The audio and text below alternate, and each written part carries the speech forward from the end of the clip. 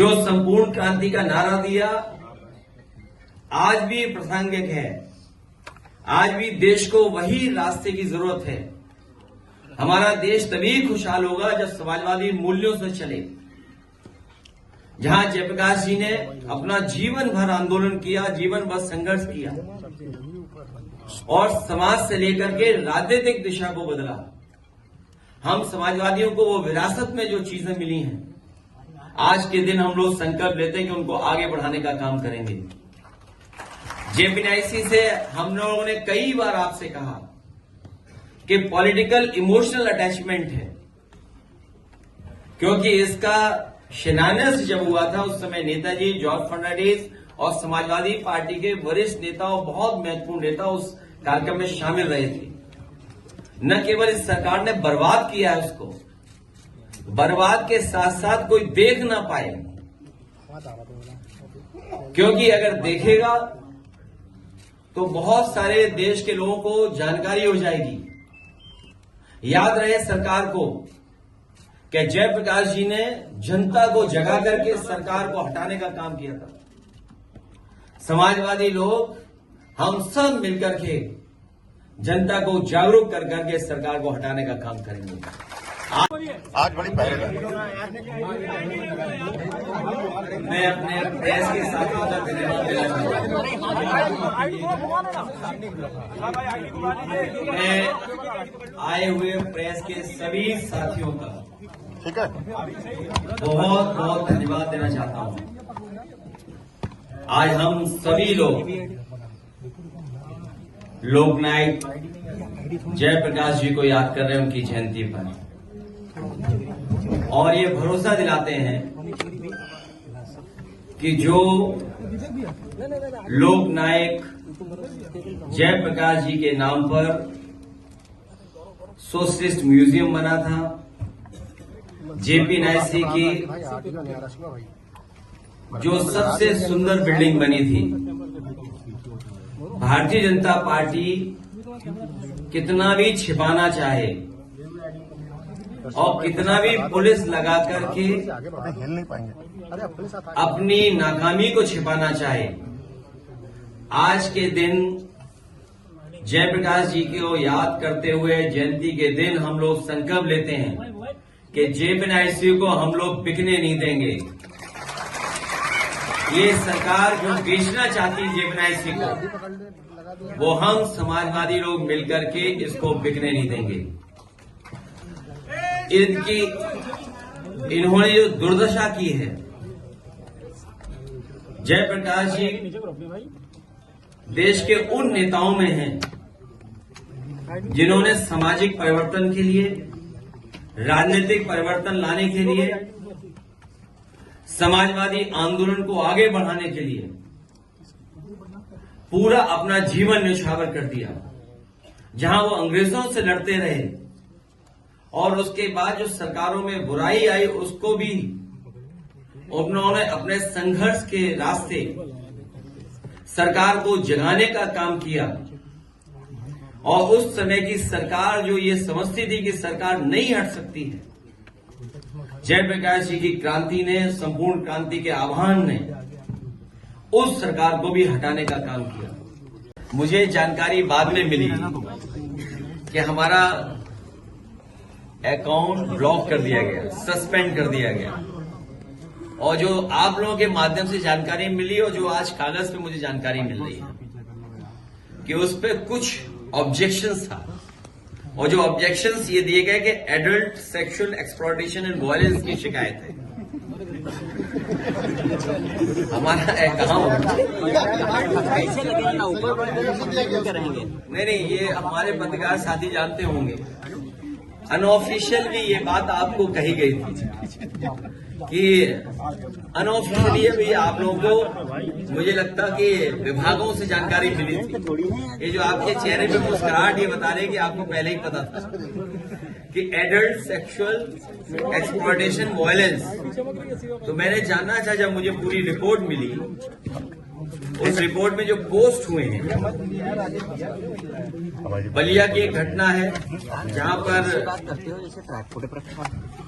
एक युवती को लेकर के पोस्ट हुआ था और वो सच्ची घटना है क्योंकि हमारे सांसद जी बगल में खड़े हैं।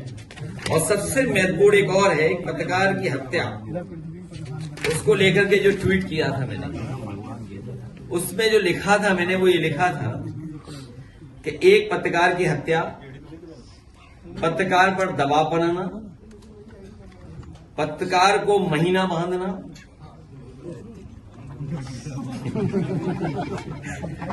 पत्रकारों पर एफआईआर कराना, पत्रकारों को निर्वस्त्र करके मारना, और ये आप जानते हो किस जिले की घटना है। चलो, पत्रकारों को अवांछित पे पाबन कराना, भाजपा राज्य में मीडिया के मनोबल के इनकाउंटर का हर हथकंडा अपनाया जा रहा है, तो इसमें क्या गलत है? लेकिन ये बात हम लोगों को समझ में आ गई है, समाजवादियों को, कि जितना हम लोग जमीन पर काम करेंगे उतनी लड़ाई हम लोगों की लड़ाई हमारी कामयाब होगी। इसलिए जमीन पर ही हम लोग संघर्ष करेंगे और जमीन पर ही जनता को जागरूक करने का काम करेंगे। बैकअप के लिए नहीं पॉलिटिकल बात सुन लो भाई, पॉलिटिकल बात हो रही है। जो बात मैंने कहा कि बहुजन समाज पार्टी के आकाश आनंद जी की ज्यादा जरूरत बीएसपी से ज्यादा बीजेपी को है। सर, कांग्रेस के प्रदेश अध्यक्ष अजय राय ने कहा है कि जितने भी बसें और पुलिस थी वो बीजेपी की तरफ से मायावती जी की रैली में मैंने वो मुझे जानकारी नहीं हासिल है, लेकिन हम लोग जेपीएनआईसी को और लोकनायक जयप्रकाश जी के नाम पर जो म्यूजियम बना है उसको देखना चाहते थे। और मैं आज भी कहता हूं कि पूरे देश में एक सोशलिस्ट लीडर, एक लीडर को समर्पित इससे बेहतर म्यूजियम, इससे बेहतर कोई स्मारक नहीं रहा होगा। और आज भी मैं ये दावा करता हूं, ये अलग बात है ऊंची ऊंची चीजें बनी हैं, लेकिन लखनऊ में इतने बड़ा स्मारक बनना और उन्हीं के नाम पर, देखिएगा भारतीय जनता पार्टी के लोग वोट मांगेंगे बिहार में जिस एयरपोर्ट पर, पटना के एयरपोर्ट पर भारतीय जनता पार्टी के लोग उतरेंगे, वो हमेशा ये भी याद रखें कि जिनके नाम पर एयरपोर्ट है उन्हीं के नाम पर जो स्मारक और जो म्यूजियम बना था, सोचो उसको बर्बाद किया इन्होंने। पटना का एयरपोर्ट जयप्रकाश जी के नाम पर है। किस मुंह भारतीय जनता पार्टी के लोग बिहार की जनता से वोट मांगेंगे? ये बहस इसलिए नहीं चाहिए क्योंकि भारतीय जनता पार्टी ये सब काम करवाती है।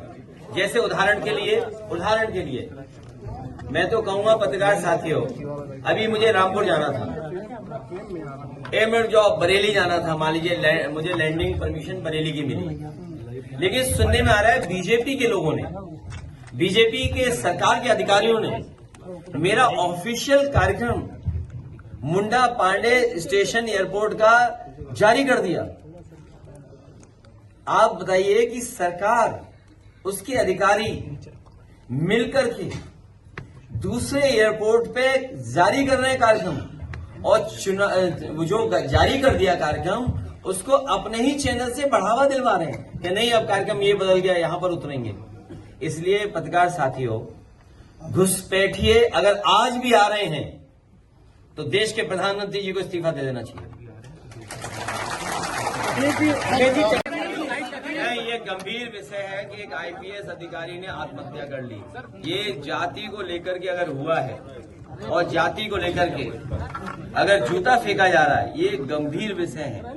इधर भी सर, गंभीर विषय इसलिए है कि अगर हमारे पत्रकार साथी पूछ रहे हैं कि आईपीएस ने आत्महत्या कर ली और जाति के आधार पर उसे अपमान किया जा रहा है, जाति के आधार पर उसके साथ भेदभाव हो रहा है, अगर आईपीएस के साथ इतना भेदभाव हो रहा है और फिर एक चीफ जस्टिस के ऊपर जूता फेंकना, और जिस व्यक्ति ने जूता फेंका वो ये कह रहा हो कि मैं गोल्ड मेडलिस्ट हूं, इससे खराब बात और देश के लिए क्या हो सकती है? धीरे धीरे सभी इंस्टीट्यूशंस को ये सरकार बर्बाद कर रही है और किसी को भी न्याय नहीं मिल रहा। आप सोचिए, एक वाल्मीकि नौजवान के साथ आरोप चोरी का लगा करके किस तरीके से पीटा गया, किस तरीके से जान ले ली गई।